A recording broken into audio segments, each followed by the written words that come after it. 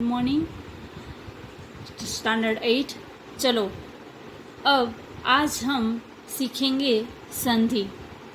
बच्चों, आप लोगों को मैंने संधि के जो पीडीएफ फाइल है वो ऑलरेडी मैंने 1 घंटे पहले ही आपको सेंड कर दी है। तो आशा करती हूँ कि वो फाइल आप लोगों ने ओपन करके अच्छे से देख ली होगी। अगर आप लोगों ने देख ली हो तो अब यहाँ पे हम वही संधि के अच्छे से विस्तृत करके हम उसका अभ्यास करेंगे। चलो, यहाँ पे मैं आप लोगों को संधि के बारे में अच्छे से परिचय करवा देती हूँ। तो सबसे पहले तो मैं आप लोगों को बताना चाहूँगी कि ये संधि यानी क्या। तो संधि यानी कि जो पूर्व पद होता है उसका अंतिम वर्ण और उत्तर पद का पूर्व वर्ण दोनों का मिलन होता है तब संधि होती है। जैसे कि मैंने आपको बोला अभी कि पूर्व पद और उत्तर पद। अब पूर्व पद का अंतिम वर्ण और उत्तर पद का पूर्व वर्ण, अब ये दोनों का जब मिलन होता है और ये दोनों का मिलन से जो परिवर्तन होता है उसको संधि कहते हैं।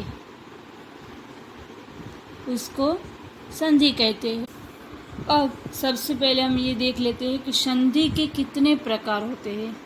तो संधि के 3 प्रकार होते हैं। 3 प्रकार होते हैं संधि के। पहला स्वर संधि,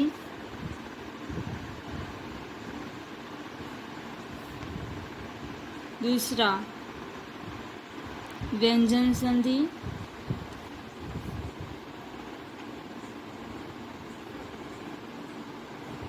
और तीसरा विसर्ग संधि। मैंने आपको बताया कि संधि के 3 प्रकार होते हैं, स्वर संधि, व्यंजन संधि और विसर्ग संधि। अब यहाँ पे हमारे स्टैंडर्ड 8 में सिर्फ और सिर्फ स्वर संधि का ही अभ्यास करना है हमें। तो सबसे पहले हम लेंगे स्वर संधि।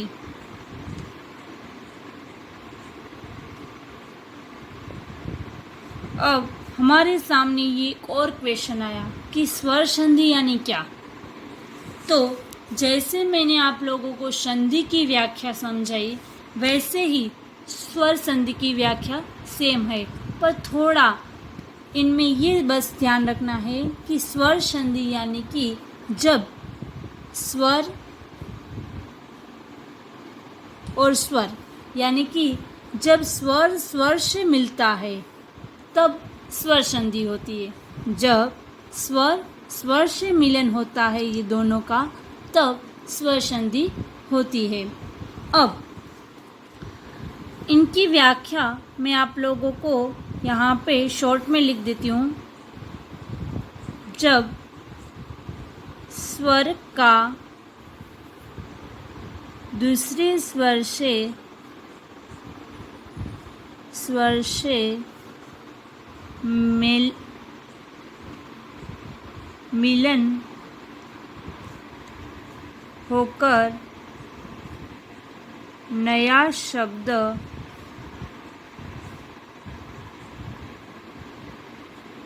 बनता है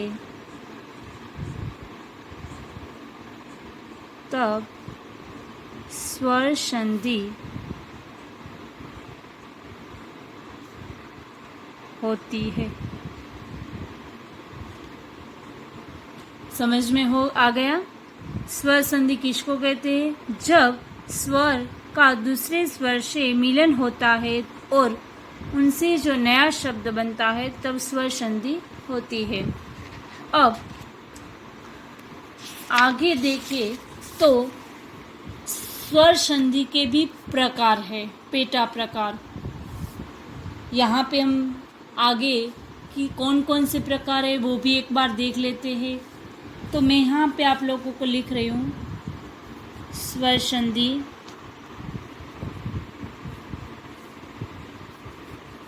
अब स्वर संधि के कौन कौन से प्रकार है वो देख लेते हैं।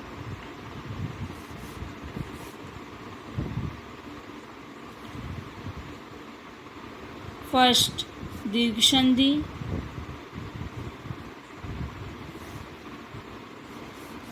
सेकंड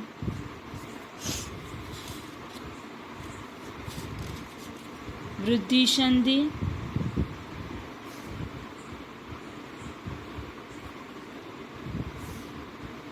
थर्ड गुण संधि,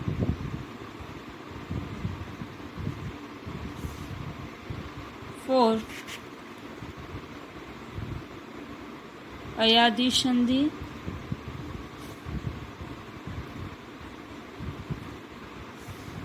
और फिफ्थ यण संधि।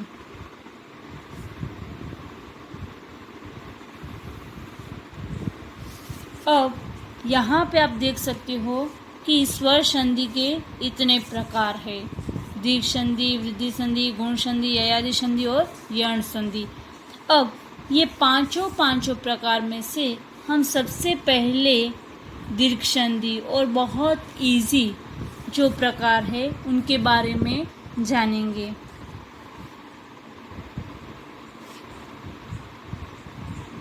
दीर्घ संधि,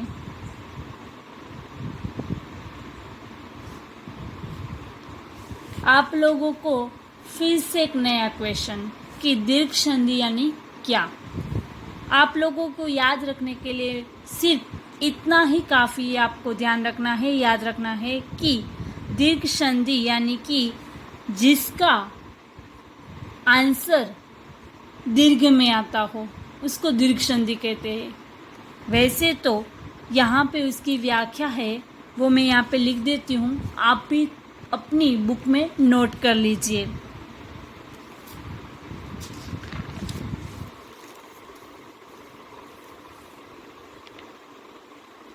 अ, ई, उ, रू, ह्रस्व द्योः, दीर्घ द्यो, वेति, वर्णेभ्यः परम,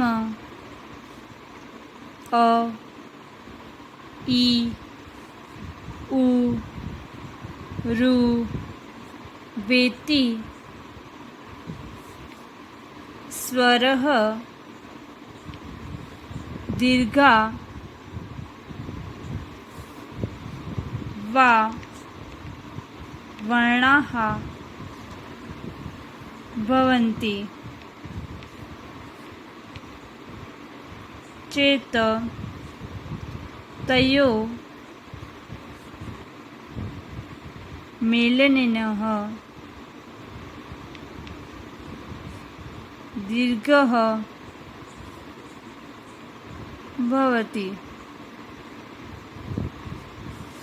ये व्याख्या अपनी बुक में भी आप नोट कर लीजिए। यानी कि ये व्याख्या का मीनिंग क्या है कि जब यहाँ पे अ, ई, उ या रू कोई भी ह्रस्व होगा, यहाँ पे कोई भी ये ह्रस्व स्वर होगा तब उसकी जगह पे यहाँ पे उसका दीर्घ स्वर उसकी जगह आ जाएगा। यहाँ पे हम उदाहरण के द्वारा समझे तो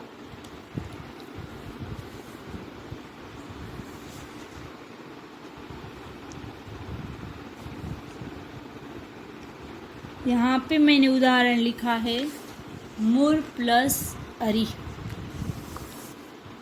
यहाँ पे आप देख सकते हो ये र जो है उनमें कौन सा स्वर है? अ। और यहाँ पे कौन सा स्वर है? अ। Very good. तो ये दोनों अ है, यानी कि ये दोनों अ है, पर इसका आंसर हमें किन में लाना है? आ में। क्यों?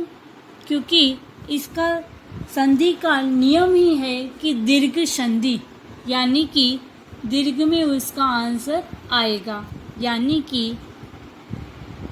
मु रा, ये र की जगह यहाँ पे हम आ स्वर ले लेंगे यहाँ पे मात्रा के रूप में, और यहाँ पे अ जो है वो यहाँ पे आ गया है, तो इसकी और इसकी जगह पे यहाँ पे जो स्वर है वो और यहाँ पे जो स्वर है दोनों की जगह पे हमने आ लिया है, और यहाँ पे र में मात्रा लगाकर हमने आ यहाँ पे ले लिया। तो अब यहाँ पे क्या बचा? री। तो मुरारी, ये उसका आंसर हुआ। अब आप लोगों को मैं एक बार बता देती हूँ कि ये जो दीर्घ संधि है, दीर्घ संधि के भी कुछ नियम है। तो उसके कौन कौन से नियम है वो पहले आप लोग अपनी बुक में लिख लोगे। सबसे पहला जो नियम है वो यहाँ पे मैं लिख रही हूँ।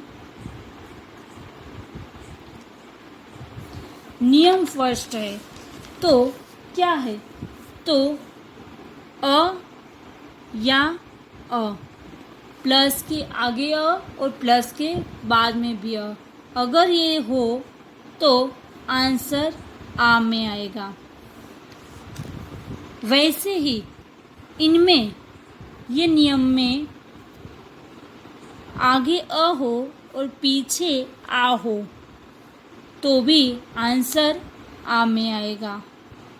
वैसे ही अगर आगे आ हो और पीछे अ हो तो भी आंसर किन में आएगा?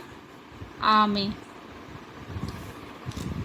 अगर प्लस के आगे आ हो और प्लस के बाद में भी आ हो फिर भी आंसर किन में आएगा?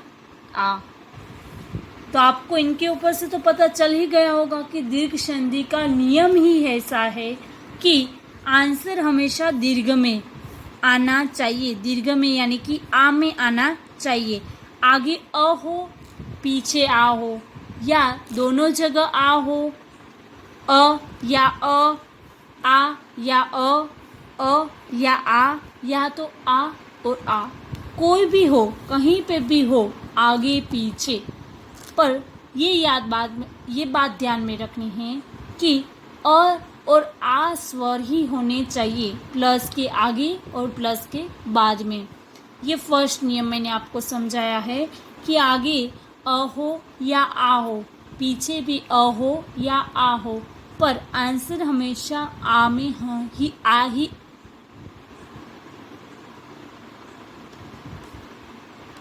आगे अ हो या आ हो, कुछ भी हो, पर आंसर हमेशा हम आ में ही लाएंगे। अब इसका एक यहाँ पे उदाहरण आपको देती हूँ। उदाहरण में यहाँ पे मैं लिख रही हूँ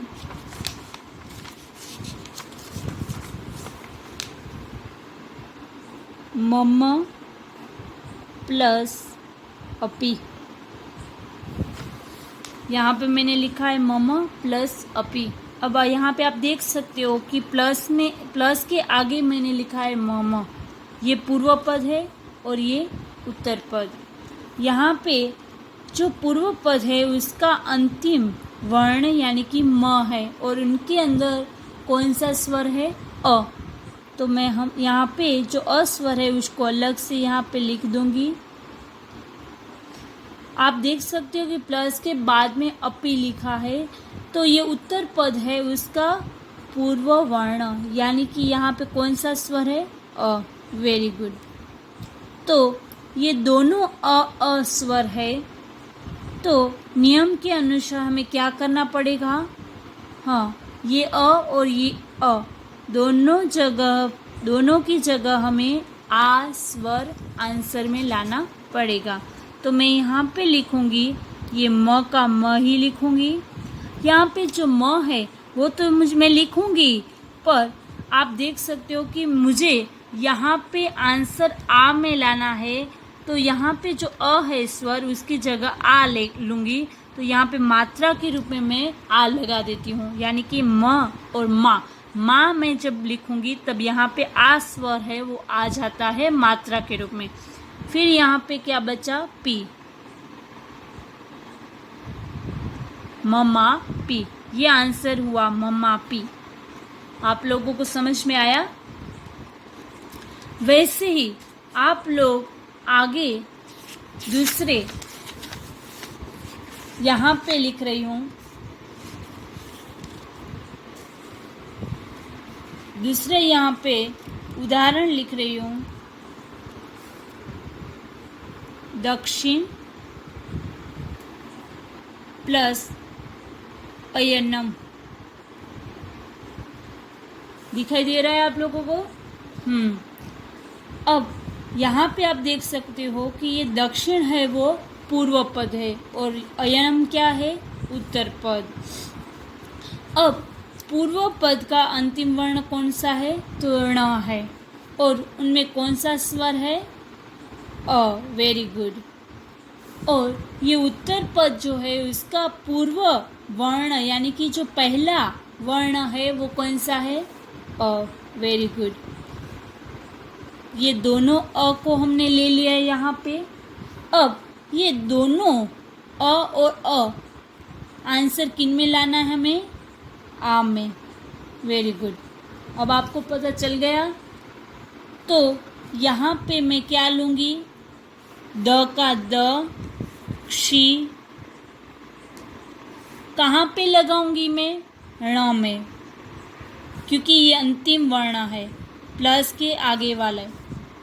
यहाँ पे ण है, वहाँ पे मैं आ है वो मात्रा के रूप में लगा दूंगी। दक्षिणा अ है, उसकी जगह तो हमने यहाँ पे आ स्वर में ले ही लिया है आंसर में। अब यहाँ पे य न म, दक्षिणायनम आंसर आ गया। समझ में आया? अब आप लोगों को इनमें कोई भी कंफ्यूजन नहीं होगा। आगे और एक उदाहरण मैं आप लोगों के सामने रखती हूँ कि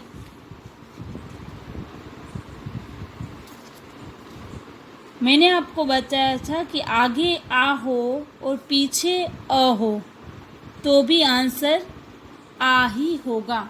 यहाँ पे मैंने देखो, यहाँ पे उदाहरण लिखा है तथा प्लस अपि। यहाँ पे आप देख सकते हो कि यहाँ पे कौन सा स्वर आया, अब आ गया है, और प्लस के बाद में कौन सा स्वर आ गया है, अ आ गया है। तो अभी तक मैंने यहाँ पे आप हमारे सामने कौन कौन से उदाहरण लिखे थे, मैंने अ और अ वाले। मैंने आप लोगों को यहाँ पे 3 उदाहरण आपके सामने लिखे थे। मूर प्लस अरी, यानी कि यहाँ पे भी अ था और यहाँ पे भी अ था। सेकंड मैंने यहाँ पे लिखा था मम प्लस अपि, यहाँ पे भी मम, म में भी यहाँ पे अस्वर था, यहाँ पे भी अस्वर था। और ये तीसरा जो हमने उदाहरण अभी देखा लास्ट में, दक्षिण प्लस अयनम, वहाँ पे भी अ और अ ही था। तो अभी तक हमने तीनों के तीनों उदाहरण में अ प्लस अ वाले उदाहरण देखे। मैंने आप लोगों को नियम में यहाँ पे क्या क्या करवाया था कि आगे अ हो या अ हो तो भी आ आएगा, आ आगे हो या पीछे अ हो तो भी आ आएगा। तो इसका उदाहरण मैंने यहाँ पे आज अभी लिखा कि तथा प्लस अपि। यहाँ पे तथा है, वहाँ पे कौन सा स्वर है, आ। देख सकते हो आप लोग यहाँ पे। और यहाँ पे जो उत्तर पद है वहाँ पे कौन सा स्वर है, अ। अब ये दोनों की जगह नियम के अनुसार आ हमें लेना पड़ेगा। आपको पता ही है कि नियम क्या है। तो आंसर क्या होना चाहिए? त और थ। थ तो नहीं लेंगे क्योंकि हमें आम में ही आंसर लेना है, यानी कि था है वह का वैसा रहेगा तथा। यहाँ पे हमें कुछ भी नहीं निकाल पाएंगे क्योंकि आगे ऑलरेडी आ लगाया हुआ है और नियम के अनुसार हमें आ में आंसर लाना है। और यहाँ पे तो अ है, ताकि ये तो स्वर निकल ही गया। फिर यहाँ पे सिर्फ और सिर्फ पी बचा, तथापि। ये आंसर तथापि आंसर आया। आप लोगों को ये उदाहरण के द्वारा आपको ये पता चल गया होगा कि कहीं पे भी आ या अ हो आगे पीछे तो भी आंसर हमेशा हमें आ में ही लाना है। वैसा एक और उदाहरण यहाँ पे हम देख लेते हैं।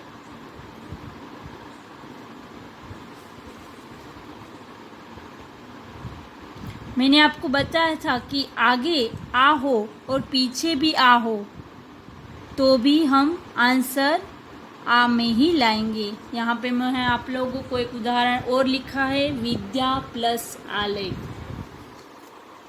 वैसे तो यहाँ पे जो दिया है उनमें मैं आपको पहले बता देती हूँ कि ये द और ये य दोनों व्यंजन है वो जुड़कर ये ऐसा य बना है, विद्यालय। अब हम देखेंगे कि इसकी संधि कैसे होगी। तो विद्या प्लस आलय, यहाँ पे आप देख सकते हो तो कौन सा स्वर है? आ। और यहाँ पे आ। अब ये दोनों को जब देखते हैं तब उसका आंसर हमें आ में ही लाना पड़ेगा नियम के अनुसार। तो यहाँ पे विद्या का विद्या ही ले लूँगी क्योंकि यहाँ पे मुझे आंसर द्या में लाना है। यहाँ पे आ है वो स्वर ऑलरेडी यहाँ पे मैंने ले लिया है। अब लास्ट में क्या बचा? लय, विद्यालय। ये आप लोगों ने यहाँ पे आंसर देखा कि ऐसे आंसर आता है। अब ऐसे मैंने तो आप लोगों को यहाँ पे इतने उदाहरण देकर समझा दिया। अब आप लोगों को ऐसे ही उदाहरण आपको भी करने हैं जो अ और आ वाले हैं। तो मैं यहाँ पे लिख रही हूँ, वो आपको होमवर्क में करना है। लिखो, विवेक प्लस आनंद। दिखाई दे रहा है? हाँ, लिख लो अपनी बुक में। सेकंड है देव प्लस आलय। थर्ड है पुस्तक प्लस आलय।